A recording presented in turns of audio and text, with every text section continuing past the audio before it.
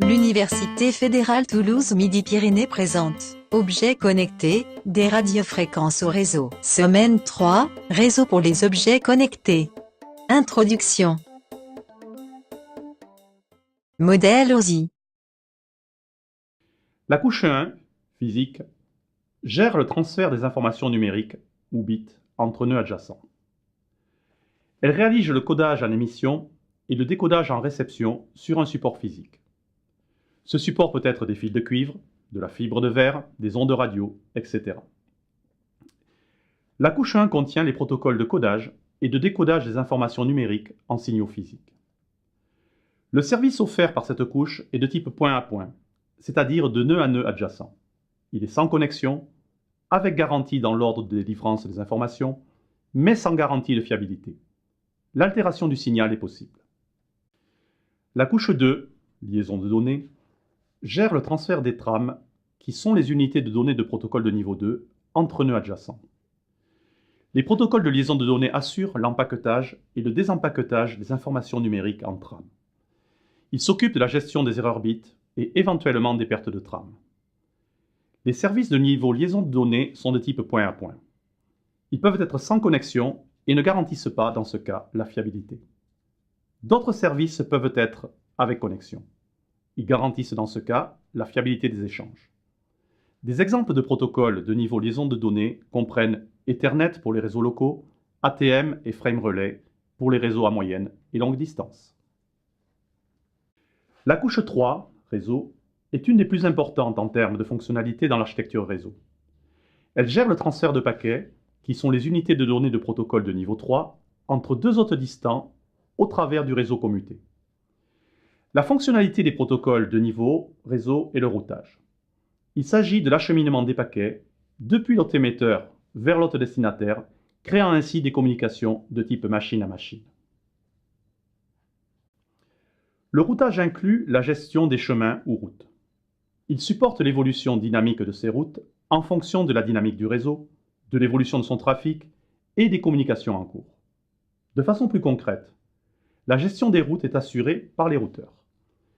Ces derniers effectuent périodiquement des communications de proche en proche pour s'identifier mutuellement et pour découvrir dans un premier temps leur voisinage réseau, puis leur voisinage plus lointain, afin de savoir par où il faudra acheminer par la suite les informations. Lorsque la topologie d'un réseau change ou évolue, le routeur le plus proche détecte cette modification. Il informe ses routeurs voisins du changement et par propagation successive, l'ensemble des routeurs se trouve informé du changement. La gestion du routage est assurée par plusieurs protocoles, les plus connus étant RIP, Routing Information Protocol, OSPF, Open Shortest Path First, ATM, Asynchronous Transfer Mode, et MPLS, Multiprotocol Label Switching. L'acheminement des paquets est assuré par d'autres protocoles, le plus connu étant IP, Internet Protocol. IP utilise les routes précédemment définies et reconfigurées périodiquement par les routeurs. La couche réseau est la première qui interconnecte de façon harmonisée l'ensemble des réseaux qui peuvent être de technologies et de supports physiques différents. Ainsi, une information échangée à partir et au-dessus de la couche réseau ne subira aucune modification de forme et de contenu entre la machine émetteur et la machine récepteur. Elle est acheminée comme si l'ensemble des réseaux interconnectés ne formait qu'un seul et unique grand réseau. La couche 4, transport, gère le transfert d'informations qui forment les unités de données de protocole de niveau 4, d'application à application. Comme sur les machines actuelles, on trouve plusieurs applications communicantes qui s'exécutent en même temps sur une même machine. La couche transport fournit le multiplexage et le multiplexage obligatoire entre les différents flux de données. Les protocoles de transport assurent la gestion des différents flux d'informations d'une machine. Ils garantissent le contrôle d'accès, le contrôle des flux et les opérations de multiplexage-démultiplexage selon les flux. Les services transport sont de type application à application. Les services avec connexion garantissent l'ordre de délivrance des informations et leur fiabilité. Ils sont assurés par des protocoles incluant des mécanismes de reprise des pertes et de contrôle de flux. L'exemple du service avec connexion le plus connu est fourni par le protocole TCP, Transport Control Protocol. Les services sans connexion n'ont pas de garantie d'ordre de délivrance ni de fiabilité. Ils sont assurés par des protocoles plus simples, sans reprise de perte ou de contrôle de flux. L'exemple du service sans connexion le plus connu est fourni par le protocole UDP, User Datagram Protocol. En dernier lieu, la couche transport offre aux concepteurs de programmes une interface logicielle utilisable dans leurs programmes communicants, la plus connue de ces interfaces étant l'interface Socket. Les couches hautes sont en lien avec la signification des informations transmises. Elles offrent des services et des fonctions orientées vers l'application. La couche session gère la synchronisation logique des échanges de données dans une session de travail. Une session de travail entre deux utilisateurs permet de réaliser un travail ou une suite de travaux, tels qu'une connexion distante à un terminal, un transfert de fichiers, des transactions de base de données ou autres. La synchronisation logique organise les échanges de données sur une connexion de transport.